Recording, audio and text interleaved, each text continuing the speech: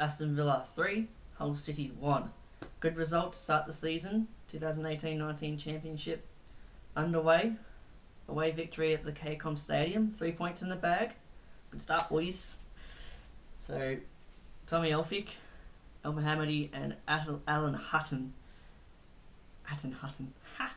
Alan Hutton, the Scottish Cafu, getting on the scoreboard. Good start, I reckon. Happy with that. Good result. However, I'm not convinced by the performance. I was listening to it on the radio, so admittedly I didn't watch it. Don't have access to Sky. I only watched the highlights as well, extended highlights on the Villa YouTube channel.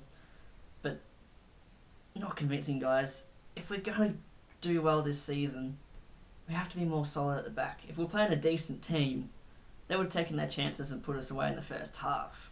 Yes, Hull City scored a scrappy ass goal, and Jetsteer probably could have done a little bit better. He did redeem himself later in the game, made some crucial saves later on. Tommy Elphick probably could have cleared it better on the line, but it went in. It is what it is. Good to see us bounce back. Tommy Elphick with a header from a corner from Jack Grealish, who might be staying. A couple of hours ago, Sky Sports said he would be, but then there's also rumours that he still wants to leave. Or that he doesn't want to leave, but he wants to play Premier League football, and that's going around on Twitter at the moment. So we've got 26 and a half hours as I make this until we find out if he's staying or not. So 5 o'clock tomorrow afternoon, Thursday, the 9th of August. That can't come soon enough. Really can't come soon enough. El Mohammadi scoring in the second half. Good goal. Talk about our goalkeeper. Their goalkeeper gave us that goal. Bad clearance by David Marshall from Hull City. And then El Mohammadi just went past a couple of players and finished it. Didn't hit it cleanly, but went in the back of the net. That's all that matters. And then Alan Hutton, like a snake, withering left and right. Surprised I didn't put a challenge in on him, actually, and managed to finish it off. And to see his reaction, jumping the boards, don't care if you get a yellow card, jumping boards and into the crowd, that was so cool. That was so worth it. I wish I was there. I wasn't. I was actually up in Birmingham. I'm in Kent at the moment. So I'm actually travelling in the UK. I'm originally from Australia, and there's one reason I'm doing this video, is to talk about Villa, maybe bring a bit of a new perspective. Someone who hasn't seen Villa until this year. I saw them in August against Derby County at home, then the Middlesbrough home league, and then unfortunately the Wembley game as well, although the atmosphere and experience was crazy there. So anyway, yeah, I'm hoping to get to a few home games this year, and maybe away games. I don't want to be that person who takes someone else's ticket, but for someone travelling from Australia, it would be awesome. I'd love to film it, talk about some differences to what I've witnessed to sport back home as well. Obviously, I'm not going to do that now. This is just a review of Villa's game on the weekend. Oh, sorry, not on the weekend. We played Monday. No, it's 2 nights ago. But hopefully I can do some filming at a couple of home and away days and tell you guys what I think, give my thoughts compared to Australia, witnessing all that stuff again. But I feel like the emotions are still going to be pretty raw, so I'm looking forward to that. I'm hoping to get a new top. I do like this one, but I do want to get the new kit. They look lovely. They're really grown on me. I'll get that soon, hopefully. Just need a bit of cash, been backpacking around Europe, so a bit tight on it at the moment, trying to find a job actually. But yeah, enough rambling on about me, back to Villa. So we looked a bit average in defence.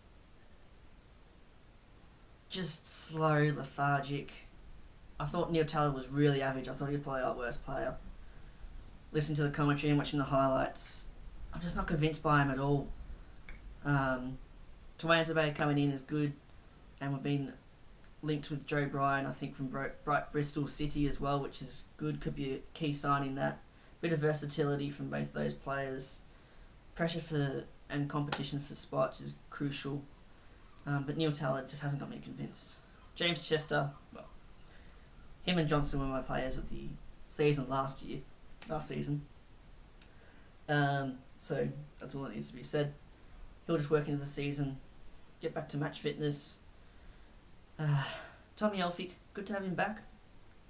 Good to see him score from that corner. That was a free header. Most people should be scoring that. I feel like he's a bit injury prone and a bit slow and maybe not as physical as he could be. But I'm happy to give him a chance. He wasn't particularly convincing on the game, according to the commentators that I was listening to on the radio. But he can do a job for us. He can. We need another player in the centre-back position, though. Alan Hutton, obviously. Love the guy, cult hero. As long as he stays injury-free, he'll do a job for us this year. So he'll be fine. Glenn Whelan, he's impressed me towards the end of the last season, and he was good again this game. He just keeps the ball moving, keeps the flow, breaks up the play when in defence, and keeps the tempo going when we're trying to get forward, which we really need to work on. We need to work on our final third and our defending at the back. So there's lots of improvements. The only good thing really was the score from this game. Nothing really convinced me otherwise. But Glenn Whelan, he offers a lot of experience, which is what we don't have after John Terry has left. And he could play a key role this year. And a lot of people on social media saying he's looking fit, which is good. Could be key just in front of the back four there and helping out Grealish and Hurahan as well in the midfield. Hurahan did a job. No complaints about him.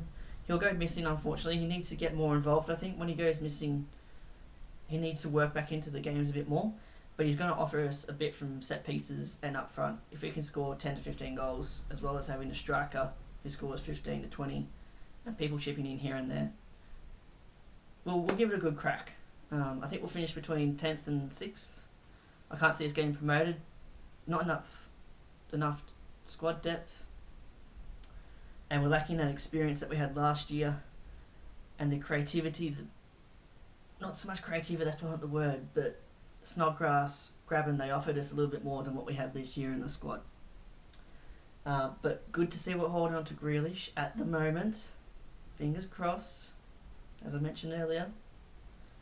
He's a gum, so everyone knows what he's like. I would like to see him play the ball a bit more, but that's okay. Everyone knows what he's like. Don't need to say anything about him. Love him. All good. Now on to our forwards. Jonathan Kodja, with Neil Taylor, seriously disappointing, I thought. Needs to improve his hold-up play and pass it to people. Don't hold on to it. Bloody hell. Please play it off. Neil Taylor. Not Neil Taylor. El Mohammadi, who was playing right wing at one stage, was free, through on goal. He just had to play a simple through ball. But he didn't do it. And we lost the ball. We lost an opportunity. He really needs to open his eyes. He's like a horse with blinkers on at the moment. Frustrating. Anyway, he can do a job. We've seen it before. He's had a full pre-season. I hope he delivers. He can. He really should deliver. And we know what he can offer, so let's just hope he works into the season and goes from there. El Mohammadi, I prefer him at right wing rather than a right wing back. It's really hard to say. And he'll put the ball into the box and he'll overlap, which we need more people to do. He's willing to work hard. And he'll put the ball in. He's not amazing at crossing. We don't really have anyone who is. But he's willing to put it in there, which is crucial. And then on the other side, Adoma was pretty much invisible this game, but I love the bloke. He'll pop up with lots of goals, assists. He'll get into the box. He'll work hard for us. Key player to the team. Hepburn Murphy came on, offered a lot of pace. He's going to be great as an impact sub. He'll break teams late into the game. And he's willing to get into the box as well, which is key for a striker. And Andre Green came in as an impact sub as well. Just their pace is so good, so beneficial for our team. Andre Green will start off as a sub, I reckon, for the first few weeks, and then he might get more game time starting in the 11 that Bruce selects. He could have a big season and could be key for us this year. So, good result. Not an amazing performance, but we'll take it. Our first ever win in the opening round of the championship. A win away from home, which we don't do much these days. So, crucial 3 points. We've got Wigan this weekend, 3 p.m. at Villa Park. I won't be there. I'll be playing cricket. Talking about cricket, I was up in Birmingham for the Edgbaston Test. Quality game, that. Really good match. Great atmosphere. First Test match in England. Glad I went to Edgbaston. Anyway, back to the football. I can see Wigan just sitting back and defending and being really scrappy. It's probably going to be a 1-0 or 2-1 victory. I can see. If it's a 1-0, play a Doma for some reason. He's more likely to score in a 1-0. I don't know why I say that, but I do. But if it's 2-1, I reckon we'll go up. We'll go in front first. Conor Hourihane in the first half. They'll get one back, and then second half, Andre Gray to come off the bench and put one away, like he did against Dynamo Dresden in the pre-season. So, that's it. I'll keep you guys updated. Hoping to do a few more previews. Depends where I am. I'm in Kent at the moment. Still travelling around, seeing family. Got commitments as well. See how I go with internet and uploading, but hopefully see you guys soon. Up the Villa. God, that was shit.